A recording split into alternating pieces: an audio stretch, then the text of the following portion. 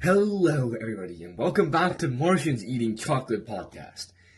But today we're doing a bit of a special episode. As we can see here, this is what we have acquired today.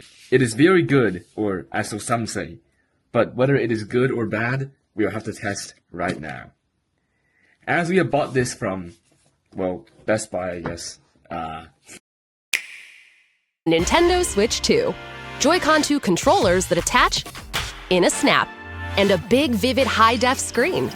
Play games using each Joy-Con 2 as a mouse.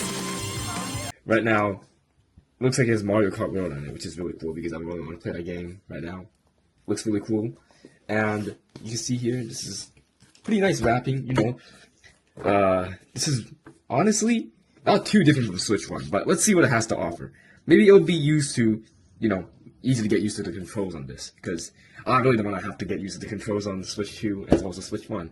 But let's do one thing. Let me open my old Switch 1 cartridge right here. You can see here the surface area of this is a little less small than this. Well, maybe not, because this is more of a square and this is more of a rectangle. And you do the math, you know the idea. But Switch 1, this is the old cartridge. It's from like 2016. Oh my god, I can't remember first opening this. But this is great. It's been untouched for a long time and I have preserved it. And it doesn't look too different. But let's see what it really has to offer. The old colors of these, basically Joy-Cons. And over time, we'll have different variations of games and Joy-Cons come out with their own colors. And right now, this is what I like about the Switch 1. But there's a lot of problems with the Switch 1, as I already said. Like, it's prone to overheating, it has battery problems, and it's dusty. The screen is, well, that's kind of my own issue. But, you know, there's Joy-Con drift as well. And, you know, maybe all of these will be solved by the Switch 2. With a higher frame rate and capacity to handle games. Hopefully it doesn't overheat anymore, and its battery actually lasts for, you know, more than 2 hours. It's working! Wait, hold on a second. It works. Because, claw armor, whatever. Now I can pull this piece out. Of course this blocks very tightly, and never mind it is not. It just came out flying out the door right like that. This is the Switch 2 main controller board, and it looks awesome. But as we can see, the Joy-Cons. Now, these are Joy-Con mice. And these are supposed to be paired with the Switch 2. These look awesome, and they smell awesome. I just... much of an upgrade from the Switch 1. And finally, Mario Kart World. Full game download. Scratch for download code. We're gonna slash that later, and we're gonna see what this game is like.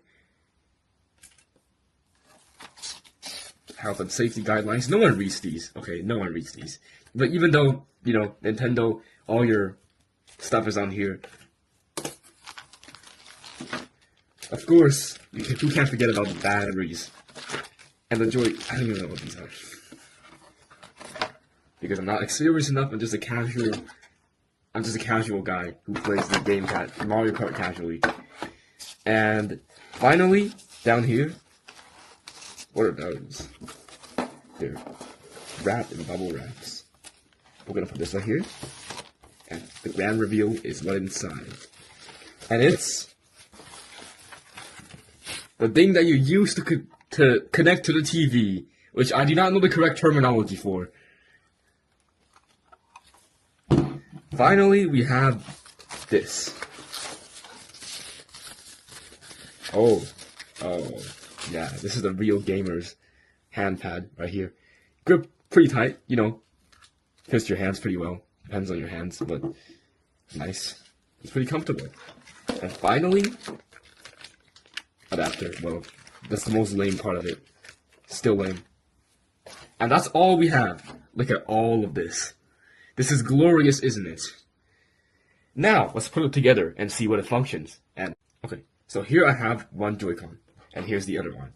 Now, these are very comfortable. Well, there's one big thing you're gonna have to get used to, and that compared to this Joy-Con, these are spaced a little closer.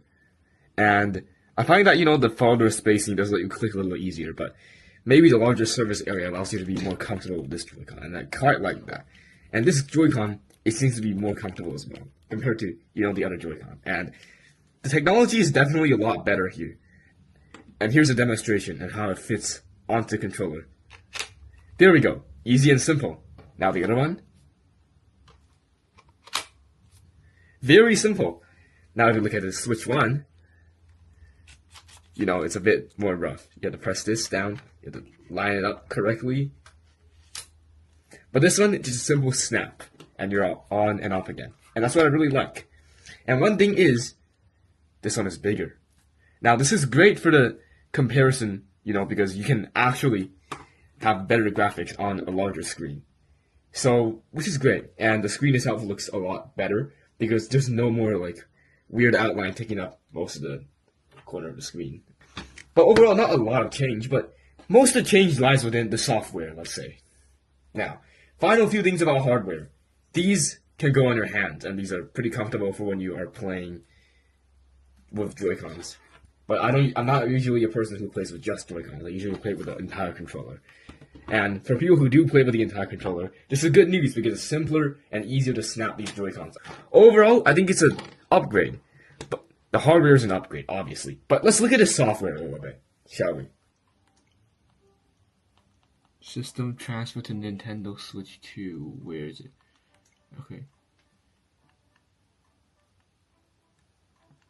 Next. Close.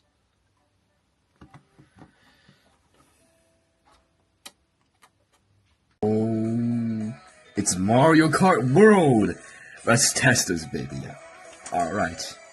Here we have Mario Bros. Circuit. And this is the beginner track. We have Crown City, yeah. This is the first version. And this is Whistle Stop Summit. It's pretty cool. And finally we have DK Spaceport, which is also a very cool track, so gonna get into Mushroom Cup right away, yeah. Is it worth getting the Switch 2? And that's the final verdict. While we talked a lot positively about the Switch 2's improved hardware and processing rates, there's also a lot of consequences that we need to know before buying the Switch 2. For how expensive it is due to, tariffs and other factors, there's certain reasons why you shouldn't buy the Switch 2, and how the hardware is getting really just constrained.